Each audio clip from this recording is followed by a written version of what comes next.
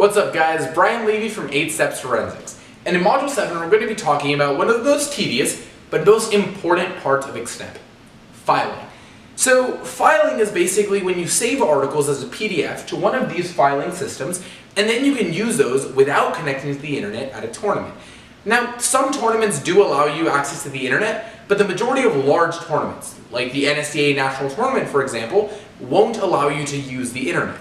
It's because of this you have to save articles offline into things like Dropbox so you can reach them later in the tournament. Things like Dropbox and Prepped are by far the most efficient. So these are sharing systems. You can share these with everyone in your team and everyone on the team would have access to see what's in the Dropbox. A common goal would be filing about 20 articles per day. So what you do is you go to sources like CNN, New York Times, The Economist magazine, and you save them as a PDF to each of these systems. You can then share these with your teammates and then at a tournament you can access the files without actually going on the internet. Now Google Drive works as well as long as you're only going to tournaments that allow you to use the internet. Google Drive must always be connected to the internet, so that's one of its main downfalls.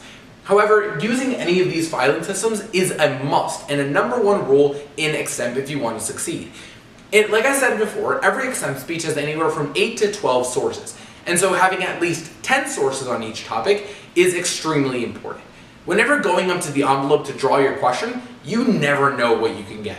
So you have to make sure you have thousands of files within your filing system in order to properly address each question. Without a question, you have no credit, without sources rather, you have no credibility, and you need sources in order to be more credible in your speech.